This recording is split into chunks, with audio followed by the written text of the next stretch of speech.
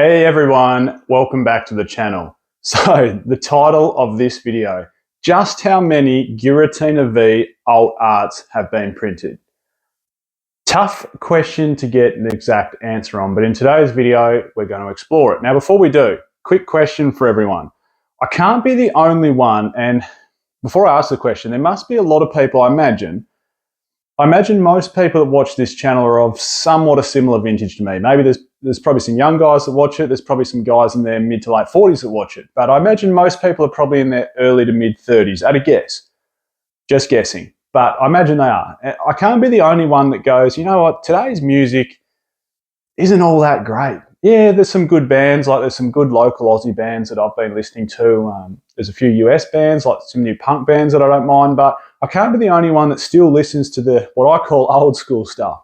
The stuff that we used to listen to in high school and college and uni and whatnot.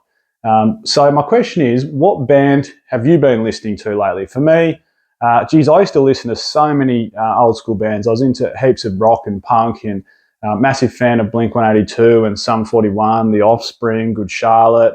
But lately I've been getting back into a bit of Linkin Park.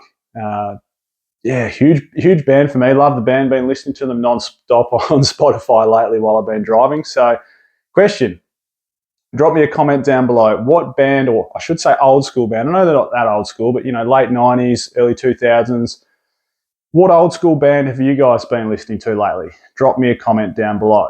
Anyway, back onto the topic. So this is a really hard one to explore. So just how many Giratina V alt arts have been printed? Now I'm talking English examples.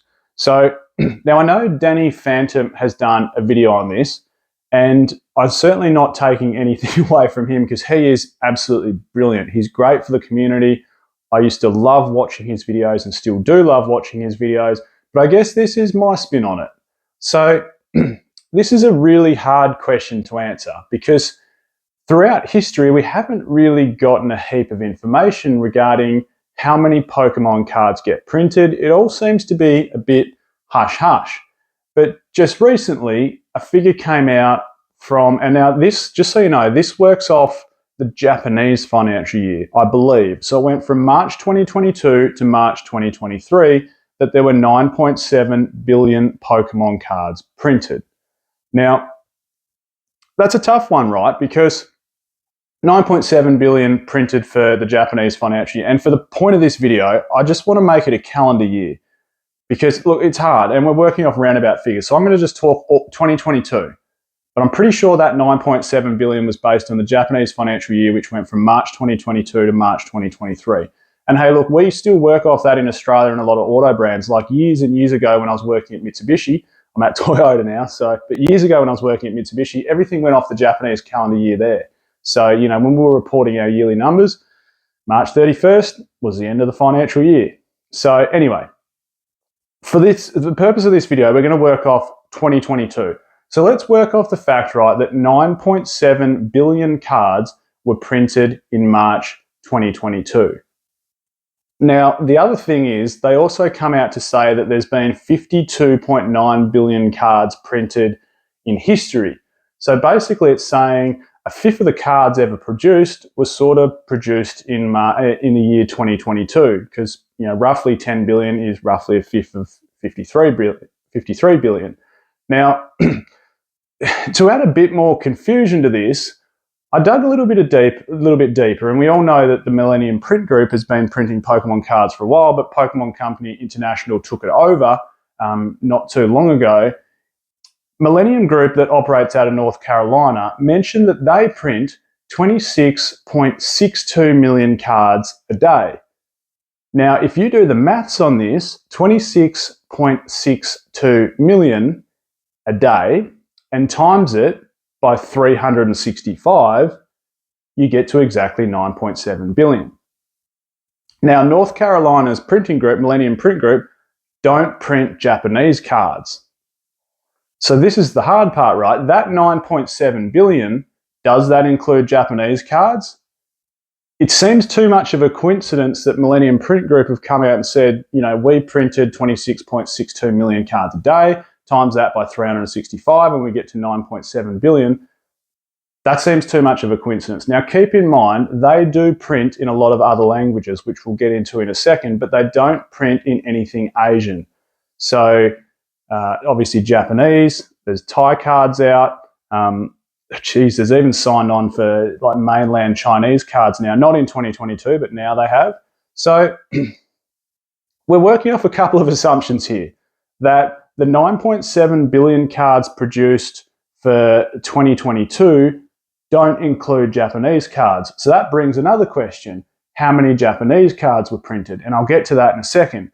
So let's have a look at first exactly what was printed in 2022. If we're talking Japanese, now Japanese release a lot more sets than what English do. So we had Starbirth, we had Battle Region, we had Space Juggler, we had Time Gazer, Dark Phantasma, Pokemon Go, Lost Abyss, Incandescent Arcana, Paradigm Trigger, and V-Star Universe.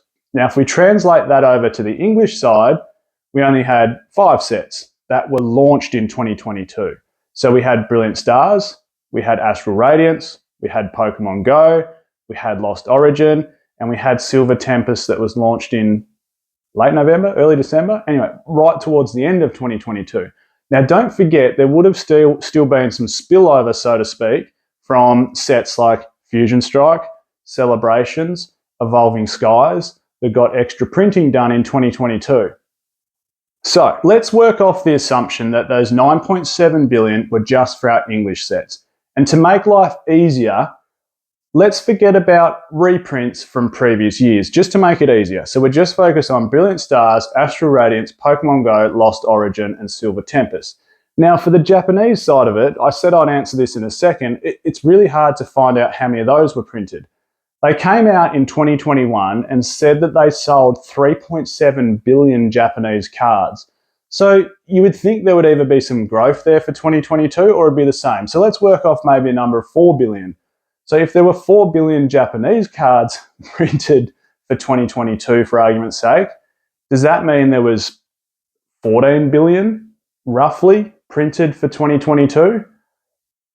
But again, it's guesswork, so we don't know exactly. So it's hard. It's very, very hard to say. But let's work off some rough assumptions, and this is the way I want to play it out. So 9.7 billion cards printed, okay, and we'll work off the 5 sets, like I said before, the Brilliant Stars, Astral Radiance, Pokemon Go, Lost Origin, Silver Tempest. Forget about what was reprinted from the year before. We know that would have come into it. Fusion Strike, Celebrations, Evolving Skies would have got more printing done in 2022, especially at the start of 2022. But forget about that for a second. So, okay, there's 5 sets, right? Now, let's say that out of those 9.7 billion cards that came out of Millennium Print Group, you've got to remember they're also printed in a heap of other languages. You've got French, Spanish, which doesn't just account for Spain. You're talking South America as well. There's a lot of Spanish-speaking countries in South America. Then you've got Portuguese, and don't forget that accounts for the massive country in South America, of course, Brazil. Then you've got Italian and German. So, there's a heap of other languages that these cards get printed in. So let's maybe work off the assumption, and again, it's all guesswork, but let's work off the assumption that 60% of those 9.7 billion cards were English. So 9.7 times 0.6 gets us to 5.82 billion cards.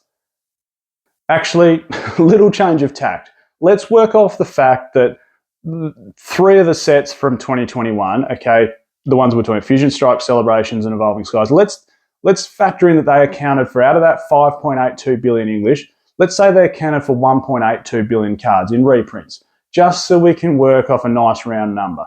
So let's say there was 4 billion cards printed for Battle Styles, Astral Radiance, Pokemon Go, Lost Origin, and Silver Tempest. Hopefully, there's a lot of numbers thrown out there, but hopefully everyone is keeping up with my train of thoughts.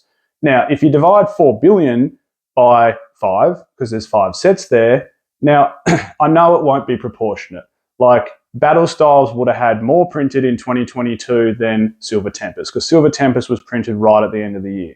But anyway, let's say, for argument's sake, hypothetically, it was level. So 4 billion cards, 5 sets, 4 billion divided by 5 is 800 million cards per set. Okay? Now, if we focus on what we're trying to get an answer to, how many Giratina V alt arts are out there, 800 million, that would be 800 million Lost Origin cards printed. Now, if we work off a couple of things, right, we need a few more pieces of information to finally figure out the puzzle. One is what the pull rates are for Giratina V. Now, that's hard to know exactly, but if you pull this off TCG data here, you can see that they've got roughly, and this is based off opening thousands and thousands and thousands of packs, like probably tens of thousands of packs. So it should be somewhat accurate. But their data suggests the pull rate for Giratina V is 1 in 720 packs. So what we need to do 800 million, that's 800 million cards of Lost Origin. We need to divide it by 10. That'll get us our pack ratio because there's 10 cards per pack, which gives us 80 million packs.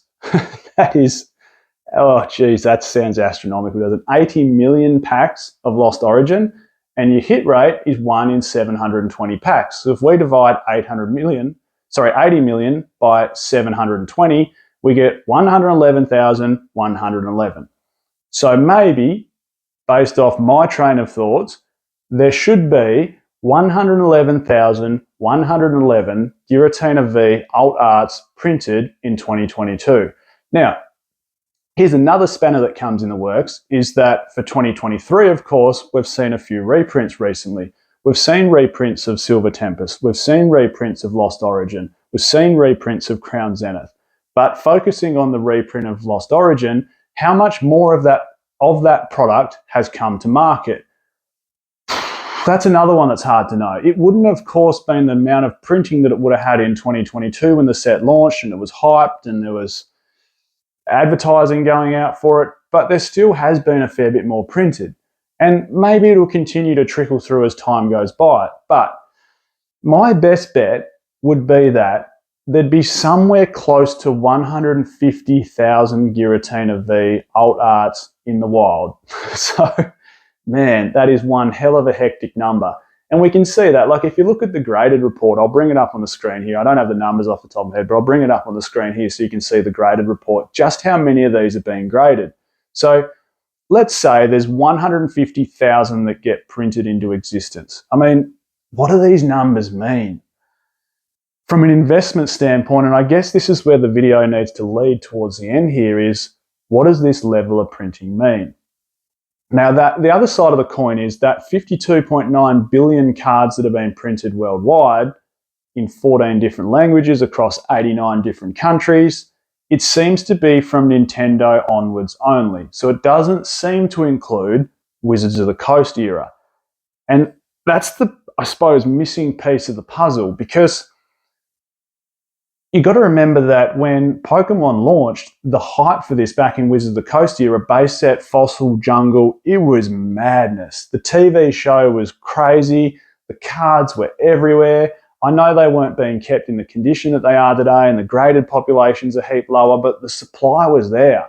There was so much supply. Hence why it's so much easier to find a Fossil or a Jungle or a base set booster box than it is to find a Skyridge or Aquapolis or EX Power Keepers or EX Holland Phantoms booster box, or even Diamond and Pearl booster boxes, because it was so popular back then, like it's popular now. And hence why the printers have been, I suppose, put into overdrive, because, and that's the argument from the company, is, we just need to keep up with demand. We couldn't keep up with demand. And, the cards were being sold on the secondary market for a greater price. And that's what I see in the car industry all the time now. Well, not so much now, still a little bit, but more so in 2021 and the start of 2022, there couldn't be enough cars being built for the people that wanted them. So people were buying them and then selling them secondhand for profit, much like the scalpers, and that is scalping in the car industry, much like the scalpers were doing in the Pokemon card world, buying product, selling it for more because the demand was there and the supply wasn't. Pretty simple equation. So I suppose that's, like I was saying, that's the missing piece of the puzzle to know exactly what it means from an investment standpoint, because really it didn't hurt base set, it didn't hurt Jungle, it didn't hurt Fossil. There's still an unlimited, I don't know, Fossil or Jungle booster box is 10,000 Australian dollars. I don't know what it was when it first came out in Booster Box, but it was probably 100 Australian dollars. So it has gone up a huge amount. So where does that lead us? Where does this lead us with, everyone's talking this is scary, there's too many cards printed. From an investment standpoint, it's going to be nowhere. I don't know. When it comes to supply demand, look at Evolving Skies. Sun and Moon was also printed pretty heavily. XY was also printed pretty heavily. I'm always under the assumption, and we say it in the car world all the time, if it's popular new, it's going to be popular secondhand. RAV4s sell well secondhand because they're the most popular car in the world new. Our Toyota Hiluxes sell well secondhand because they're the most Australia's most popular car new. I think we don't need to worry about it. And my final point on not needing to worry about it is, if you plan on buying something to make heaps of money in a year's time or 18 months' time, you're not really investing in it. You're essentially trying to flip it. It's like buying a property, putting a lick of paint on it, paving the driveway and doing a few other bits and pieces inside, recarpeting it and selling it in 12 months' time for a profit. You're not really investing in that property, you're flipping that property. There's a massive difference. So I think I mentioned this in one of my other videos, the one with Warren Buffett in it. If you're not brave enough to hold something, or you don't believe in it enough to stand by it for 10 years, why are you getting it for 10 minutes? And I think that sums up probably the whole, extra printing is, we don't need to stress about it if we're actually planning on holding it for a period of time. What are your thoughts? Leave me some comments down below. A lot to comprehend in this video. Do you agree with my thoughts behind it? Do you disagree? What do you guys think? I'm Michael, this is Pokey Oz, and I'll catch you next time.